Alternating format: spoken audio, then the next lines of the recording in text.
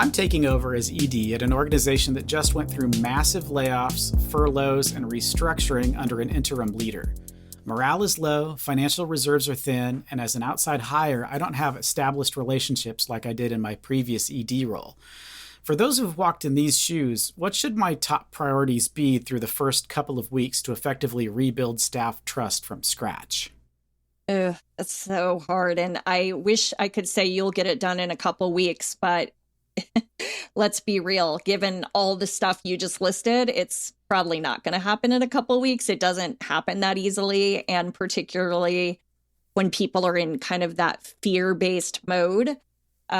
So give yourself some time and grace, give them some time and grace, knowing that this could be several months of you having to work on it. I think it's, I think it starts with one-on-one time, which is a lot of commitment, but it takes an inordinate amount of time when you probably are thinking of all the other things you've got to do. But because the people are what you need to move the organization forward, I think it's a worthwhile investment to kind of not only do a group sort of, I would almost, if I were in your shoes, do it two ways. I would look at perhaps kind of a group message to everyone in the same room together, and saying, acknowledging, I know you've been through some tough times. The organization has. I'm not coming in here blind to that. I know that you probably have your own like healing and recovery to do from some of that. And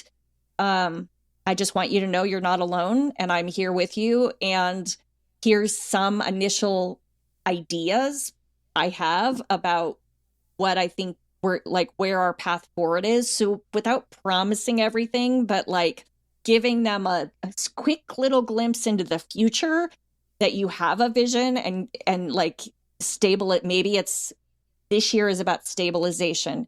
Here's what that looks like. And that, right? Like something like that. So it's almost like this combo of empathy. Like I hear you. I am listening to you, and that's got to be hard, and vision, like those two combined, I think are critical at a time like this. And then I think one-on-one, you build the trust by listening and asking some important questions, right? So, from your vantage point, what's keeping you up at night? What's going well that you think we should keep doing as an organization? What if you could, wave your magic wand and change or improve something or make it more efficient, what would it be? If you feel like something is stalled or we could move it to action immediately, what would it be? So I think you can learn a lot. It's kind of a discovery and puts them a little bit in the driver's seat, but also, I don't know, gives some rapport and it builds some rapport and trust between you. So, and then I think on the flip side, the one thing I would also say beyond staff, I think you need to think about how you can bring the board in to support you through this, because you've inherited a tough situation and you shouldn't have to do this alone. So talking to them as well, and thinking about maybe even offering suggestions for specifically what they could do for you, for the staff team, or to just kind of like, we're all having a hard time right now, and this is what you could really do for us. I think about, I had an organization that at one point did that. They asked their board for idea. They said, you know what, this 1 week of the year, we have like this intense week that we all are working around the clock because of XYZ. Like if you have any like comps to a, bringing in a like massage therapist or like a little sound healing or food, give us food, like that would be huge. And I'll tell you what, it went a long way, because it was just like the board loved it because they felt like they were actually doing something concrete. So I think thinking about, I mean, that's sort of an easy, there's probably longer, bigger term initiatives and things you got to focus the board on. But I also think in the short term, you could have them help you with that. So that's what I've got. Anything you would add? Or Not really. I think that's great. I mean, the only good thing you have going for you at this is that anytime there's a leadership change, there's always like a little morale bump because everybody feels like, okay, finally we've gotten to the person that's going to get us out of this, right? So you are going to get a little bit of a grace period, and it might only be a couple of weeks. Yeah. But the take advantage of that sort of little bit of goodwill to do like what Stacey's talking about, which is to try to come up with like, what's the plan going forward, and to sort of show that, you can listen and at the same time have a vision, because you're going to need both of those to dig yourself out. You're not the only organization in this hole right now. This is, a lot of organizations that were relying on federal funding that just vanished are all now scrambling, try to figure out how are we going to do what we're supposed to do if all of the money went away. So just, I don't know if it makes you feel any better that you're in the same boat as lots of other organizations, but it's going to be a pretty common thing to complain about at the nonprofit bar at night, for sure. I think, you know what? There is a brilliant idea. Someone needs to create a nonprofit bar, but like a truly like, I was like, wouldn't that be great? Everyone just needs to, like, the version of Cheers, for those of you who used to watch that show, right? For Everyone Knows Your Name. I think that's a great idea. It'd be lovely. It would be good. It's like a good emotional support. That was a little bit of a squirrel syndrome, bright, shiny object syndrome. Sorry about that. Nonprofit governance. Nonprofit answers. Nonprofit board. Nonprofit management. Nonprofit marketing. Nonprofit resources. Welcome to Nonprofit Everything, the podcast where hosts Andy Shurick and Stacey Wedding answer your questions about all things nonprofit. Well, hello, and welcome to another episode of Nonprofit Everything. I'm Andy Shurick. I'm here with my pal, Stacey Wedding, and we're here to answer questions about nonprofit stuff. So the way this works is you email us questions, you send it to us through the socials, you buttonhole us in the hallway and say, hey, we've got a nonprofit question, and Stacey and I will do our absolute best to try to get an answer for you. And if we can't do it ourselves, and that happens quite often, we will go drag a guest expert in and get a guest expert to help us do it as well. So remember to send those questions in. We got a pretty good show for you today. Thank you for joining us. And we got a lot packed in, so we'll just jump right in.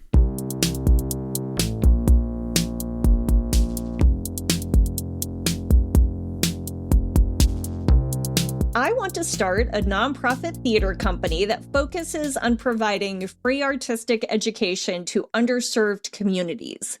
What ways do you recommend getting seed money other than asking friends and family and getting a small business loan? Are there grants that exist for nonprofits that haven't started yet? Not really. I know that's not the answer you want, right?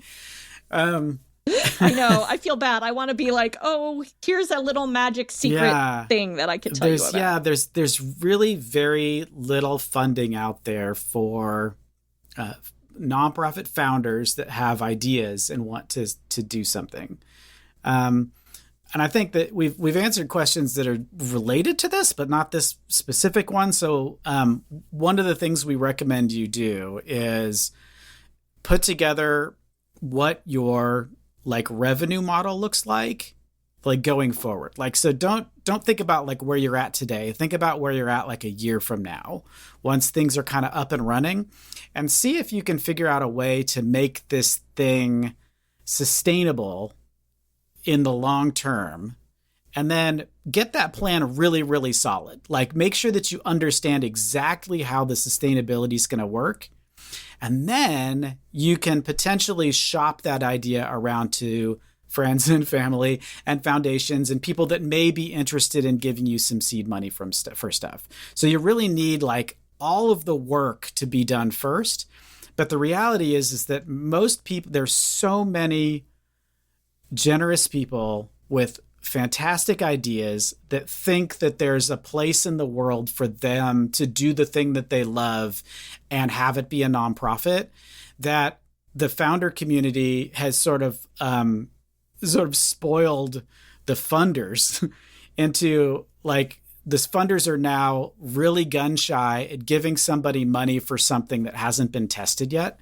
They're delighted to give you money for year 2 and 3 and 4, but they're not going to give you any money for year 1.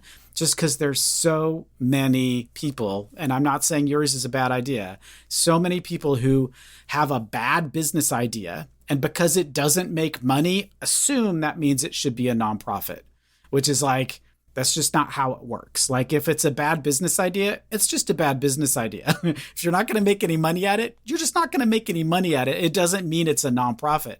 Nonprofits are actually significantly more difficult because not only does it need to be sustainable, it also needs to comply with a whole bunch of government rules about how it exists. And the deck is stacked against you because you don't have access to capital. You can't say to somebody, look, if you give me $10,000, in 5 years, I'm going to give you $15,000 back or whatever. So nobody can invest in you and expect some sort of return. There's way more money out there in the world for that. And people are way more risk loving when it comes to something that could potentially make them money in the future than they are with just something that's going to be a nonprofit idea and it's just going to help people out. So maybe it's not a nonprofit theater company. Maybe it's a theater company that makes money somehow, that you can get folks to invest in because they could potentially make their money back. Maybe that's something that could possibly exist.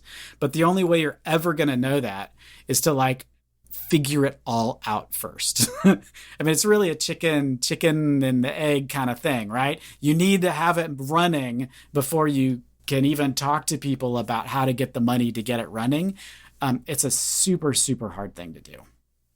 It really is. That's why we all sort of hats off to people who get past the first 5 years or whatever, because, and you'll see even funders, Andy, I know you've seen it, grantors that say, gosh, we're not going to even look at you unless you've been, in existence at least X number of years. Right. And they're doing that just because the solvency and sustainability is so poor with startups and because of this exact idea. And I love your idea about putting a revenue model together. I would take it I'd take it a step further and say, put your whole plan together, figure out the revenue side, but figure out all of the other pieces to it. Think about the program side and the people side, and think about where the volunteers would come from, or where, the things that are going to make that. Think about who's going to actually know how to run the organization you establish, the nonprofit. Think about is there what that's going to cost? Because if you're not going to do it, maybe you're going to do it. Maybe you have that skill set, but if you don't, then you might have to outsource or hire somebody and, a third party, or become part of. Andy and I have talked about this idea of fiscal sponsorship before, where you kind of fall under instead of doing the big leap to your own 501c3, setting up your own nonprofit, you can piggyback off of another nonprofit that sort of handles a lot of the administration. You basically are borrowing their 501c3 and they're handling admin and finance and legal stuff for you. So you get to just do the fundraising but there's the fundraising and the program work, but there's a cost to that. It's not inexpensive, right? And it's, and anyway, so I do thinking getting your ducks in a row. I did want to also make two other suggestions. One is to think through, if this idea flushes out, don't undervalue in-kind partnerships. I know that doesn't actually give you money in the door, but sort of figuring out, are there partners, natural partners for your idea that would have space that you could lend, that they would lend you free or reduced cost just because it's aligned with their organization, or they have space that's going unused, a rehearsal or performance space or something. I just think there's sometimes other partnerships that should be baked into the model that we don't always think about to reduce cost, which can also help. I did, when your question came in, I did do a quick, it was nothing super intensive, but I did a quick little search.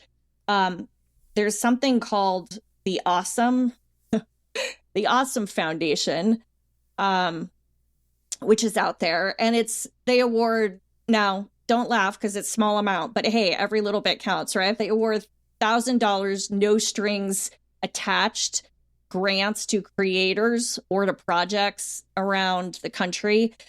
check them out a little bit. I don't know. This isn't an endorsement. I have no clue about this organization, but they do exist. They have funded quite a few startup ideas and projects. I don't know anything about the rules, so you'd have to do your own research. But, if I were you, I'd look into that. I would then ask them, are there others like you? Or they might know of others. And that's how sometimes you'll even find, I've met a few funders that really get excited about the idea of a startup, kind of like the idea of venture capital, but for the social capital for the nonprofit world of let's help this like emerging innovator create something kind of cool and new.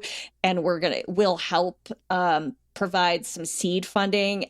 Those are rare, and you have to kind of know the right people and know the right places to look. But those are sometimes opportunities as well as you're looking at funding. None of this, though, will work without some kind of a structured revenue and business plan, like what, kind of just a funding plan, because no one's going to take you seriously. Think about if the situation was reversed and someone came to you and had this really cool idea, but hadn't necessarily done any research or like what's out there already that exists, what are potential partners, what are ways this could work, here's how I would see this working, kind of like, what Andy mapped out.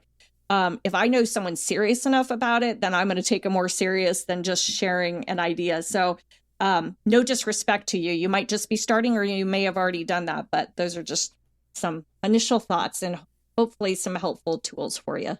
Yeah, one of the things, and again, like Stacey and I don't want to like insult your intelligence, right? We'd say we don't. Yeah. You may be much farther down this path than we're imagining. You might. So yeah, you totally might. One of the sort of the things about fundraising specifically that I think folks that aren't like deep into the sector already don't understand is that fundraising isn't just asking people for money. So fundraising is really about getting people really interested in the outcomes of your organization, like what it is the things that happen because you exist.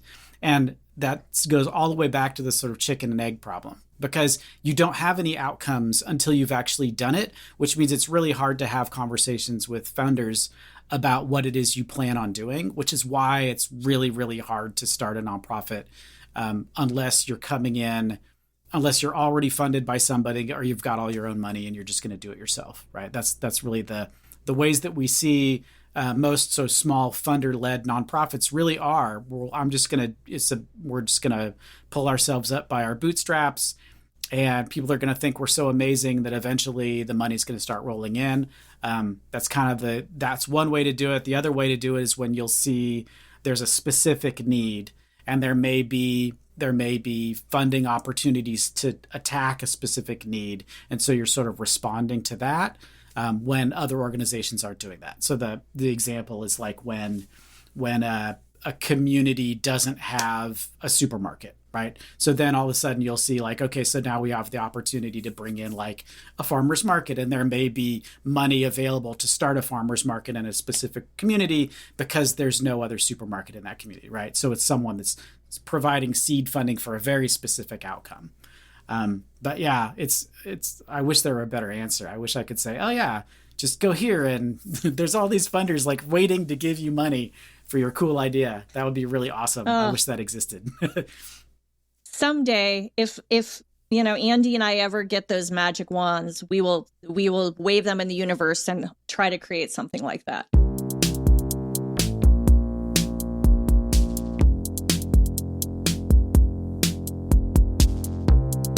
As treasurer of a nonprofit board, I discovered a $6,200 payment had been made to an organization led by our board chair without a formal review or board approval process.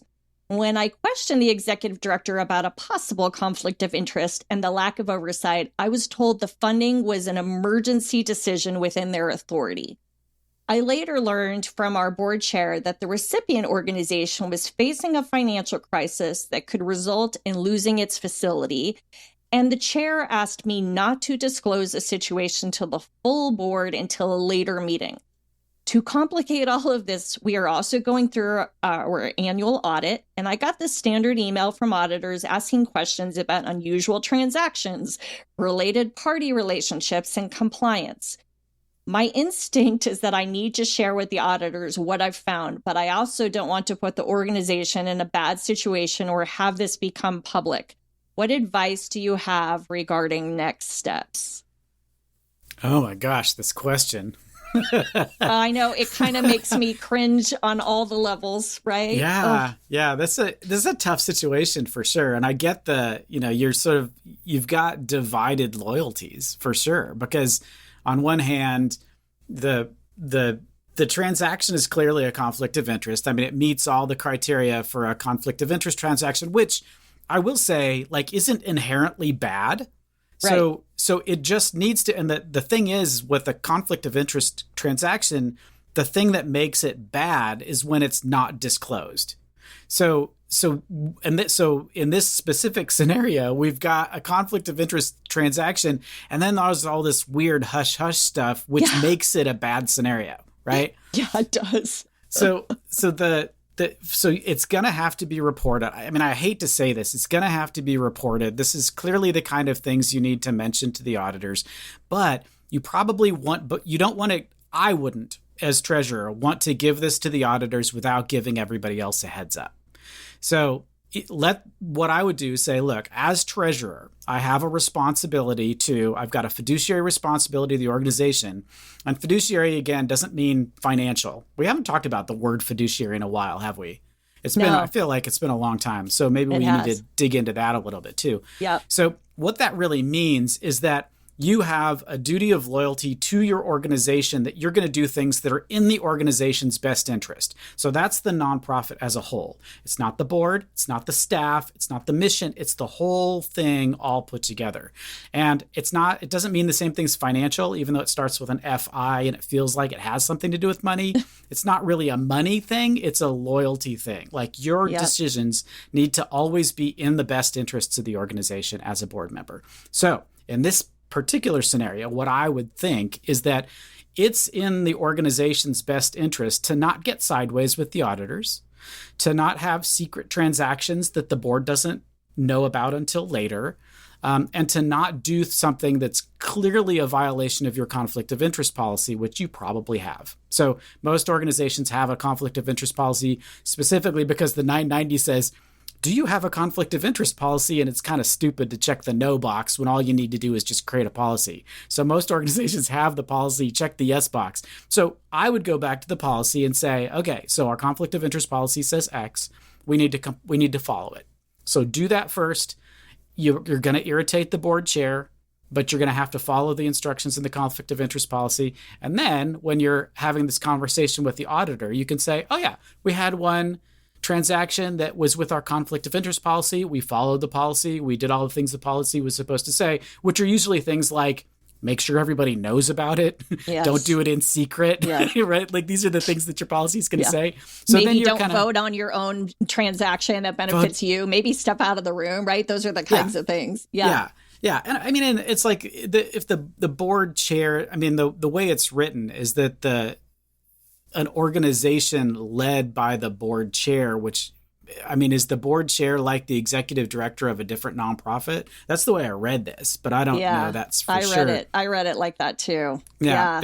In which case it's like, it's like a related party transaction. Like you're giving money to somebody if the board chair is the one that voted on it, that's a problem, right? It needs to go to the full board. The full board needs to be able to decide, like, or at least if it's within the board's purview, because in some cases, like the board doesn't have to agree to all of the things, but it would be in the staff's best interest to say, oh, hey, by the way, just so you know, we spent $6,200 and we gave it to this other one nonprofit for this reason.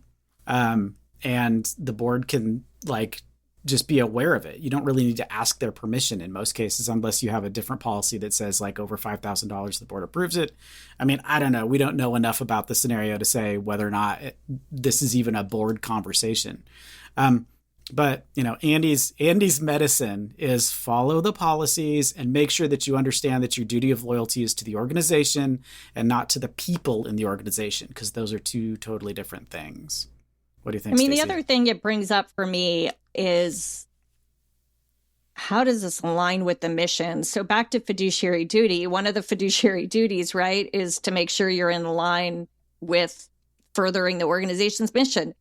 Was this transaction even tied? I mean, we don't know what your mission is, but was it even tied to your own mission? So beyond like the duty of loyalty and fiduciary duty of disclosure and looking, it's also, was this in line with your mission? And I think the part that's making me most uncomfortable, beyond the fact that it happened. So I'd feel a lot better if the person who wrote us this, Andy, said, hey, this happened.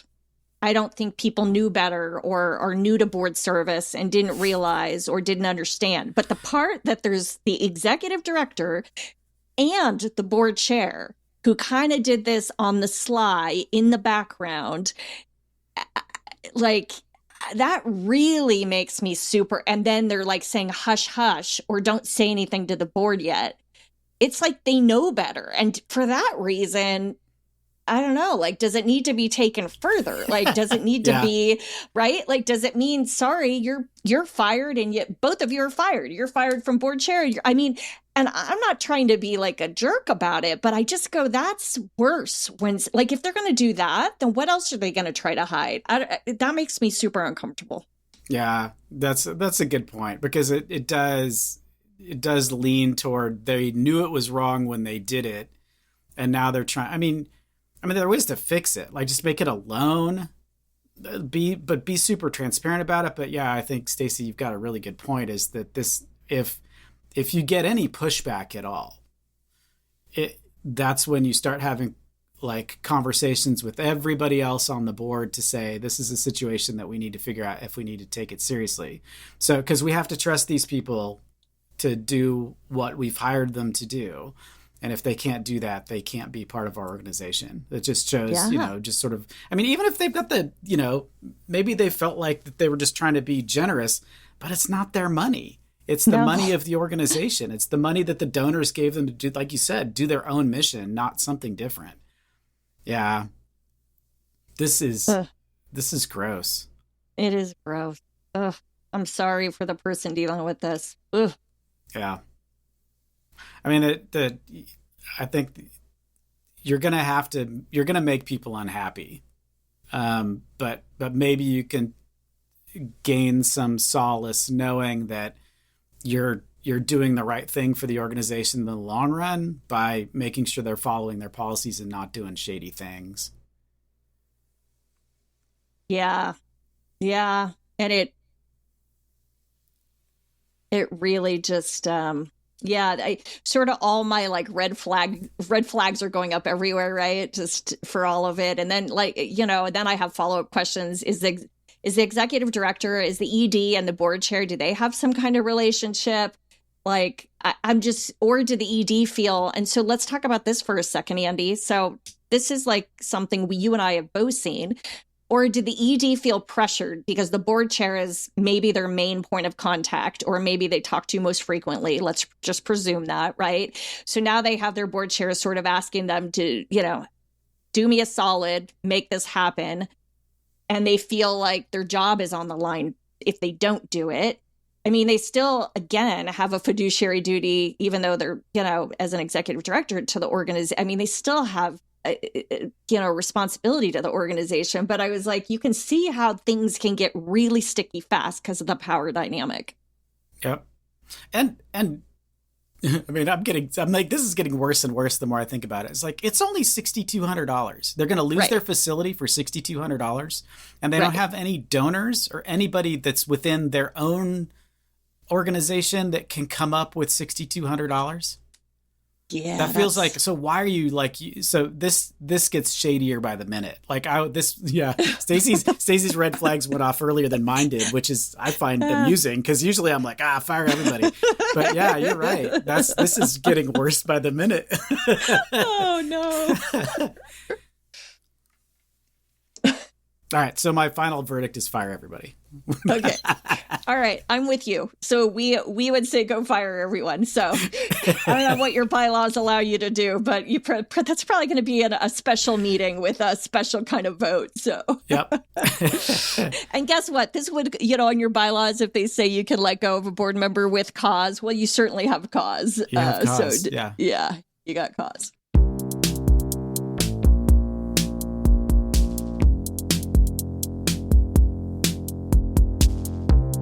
Thanks for joining us. Stacey and I are appreciative that you've taken time out of your busy day to listen to us babble about nonprofit topics. Again, questions at nonprofiteverything.com is the email, or find us at nonprofiteverything on pretty much all of some of the socials. And we'll get those questions answered. We really appreciate you. Thanks for doing what you do. Stacey and I wouldn't get to hang out with each other if you guys weren't doing what you do. So thanks a lot.